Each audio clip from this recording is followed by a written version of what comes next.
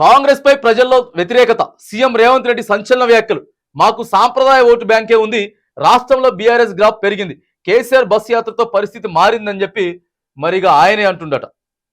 రేవంత్ రెడ్డి గారు అంటుండట, శిష్యుడు అంటే ముడ్డి మీదదంతా, చంద్రబాబు నాకు గురువేంటి, నేను బాబు సహచరుని, బాబు గురువు అనేటోళ్ళు గాడిద కొడుకులు, ఇట్లనే మాట్లాడతా, టీవీలు చూపెట్టడం ఆపాలి, ఒకరిద్దరిని లోపలేస్తే సెట్ అవుతుంది.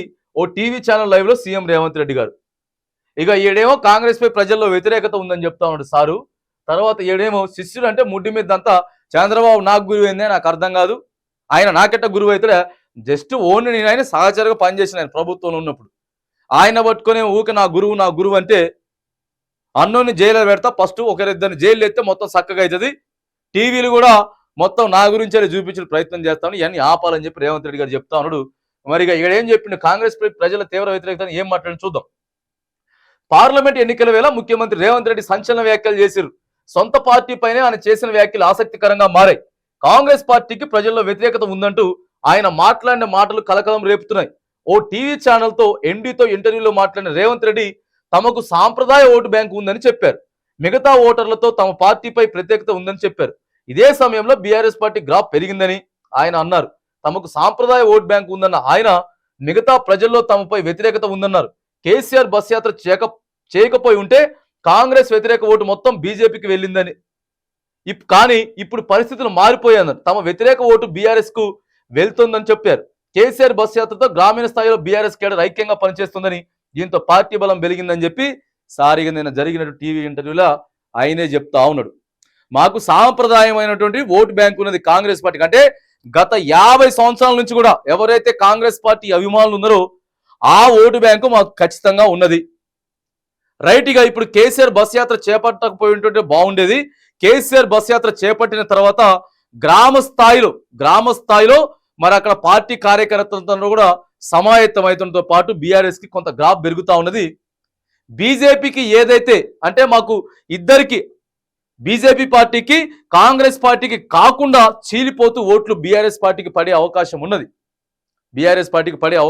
అని చెప్పి కూడా మరి నేను సార్ చెప్పినటువంటి చెప్తా ఉన్నాడు. బీఆర్ఎస్ కి గ్రాఫ్ పెరిగినది, బీఆర్ఎస్ కి అయితే గ్రాఫ్ పెరిగింది, మా మీద కొంత వ్యతిరేకత వచ్చిందని చెప్పి ఇక నిన్న సారు టీవీ ఇంటర్వ్యూలో చెప్పగానే చెప్పిండు. అంటే ఓపెన్ సీక్రెట్ లాగా దాన్ని చెప్పేటటువంటి ప్రయత్నం చేసిండు.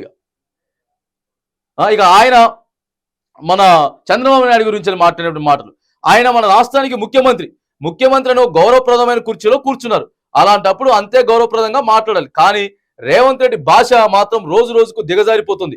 కోడలికి బుద్ధి చెప్పి అత్త తెడ్డు నాకిందన్నట్టు గత పాలకులపై విమర్శలు చేసిన రేవంత్ రెడ్డి తాను మాత్రం అంతకు మించిన బూతులు మాట్లాడుతున్నారు. ఏకంగా టీవీ ఛానల్ లైవ్ డెబిట్లనే ఇలాంటి మాటలు మాట్లాడడం విమర్శలకు కారణమైతా ఉన్నది. ఇగో సార్ ఏడేళ్ళు చూడండి, శిష్యుడు అంటే ముడ్డు మీద దంతా, ఇగో గాడిద కొడుకులు అని చెప్పేసి రేవంత్ రెడ్డి గారు అన్నారు. కుక్కడ కొడుకులారని చెప్పి ఆయన అన్నాడు కేసీఆర్. ఆయన ఒక 48 గంటలు ప్రచారం నిషేధించారు. మరి ఈ ముఖ్యమంత్రి స్థాయిలో ఉన్న సార్ కూడా ఇట్లనే మాట్లాడుతుండే. మనం చెప్తా ఉన్నాం, దయచేసి మీరు ఇగో ఇట్లాంటి బూతులు మాట్లాడుకోవడాలు, ప్రజాస్వామ్యంలో ప్రజలకి మీకు అసహనం వచ్చేలాగా కుటుంబ సభ్యులను రాజకీయాలలోకి రాగి ప్రధానంగా మహిళల్ని కూడా రోడ్ల మీదకి వేసేటటువంటి మాటలు మాట్లాడి ఇవన్నీ రాజకీయ నాయకులు ఇప్పుడు చేస్తా ఉంది. ఇదే జరుగుతూ ఉన్నది. ఇప్పుడు ప్రజెంట్ ట్రెండింగ్ అయిపోయింది, ఇది ప్రజెంట్ ట్రెండింగ్ నడుస్తూ ఉన్నది. ఇదంతా ప్రజల కోసం మాట్లాడే పక్క పెట్టి బూతులు మాట్లాడితే అదొక గొప్ప. ముఖ్యమంత్రి రేవంత్ రెడ్డి మరోసారి తన నోటికి పని చెప్పారు.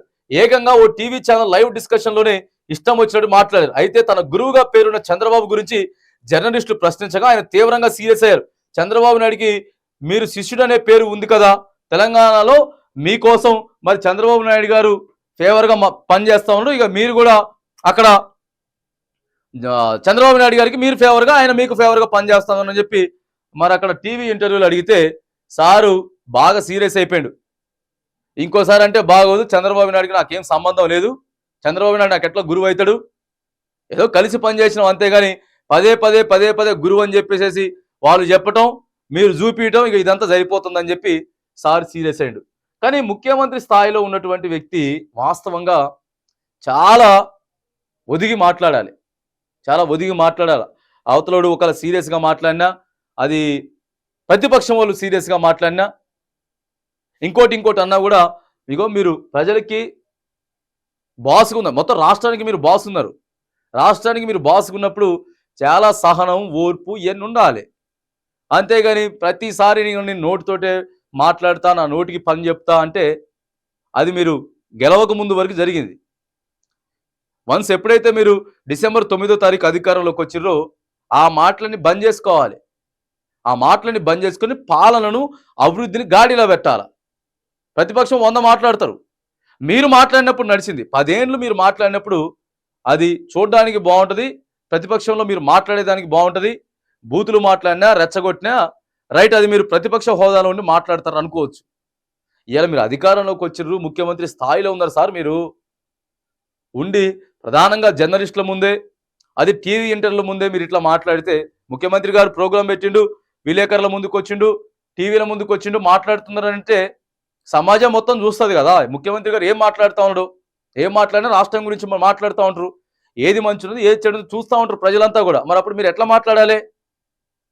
మళ్ళా ఇక ఇయే మళ్ళీ పండబెడి తొక్కుడు, చెడ్డి గుంజుకోవటం, మొత్తం తీసి పేగులో మెల్లేసుకుంటా, ఇక ఈడికొత్తేనేమో గాడిద కొడుకులు, ముడ్డి మీద్దంతా మళ్ళీ ఇయే ముచ్చట్లు వస్తూ ఉంటే ఇక అదంతా హాస్యాస్పదంగానే ఉంటుంది.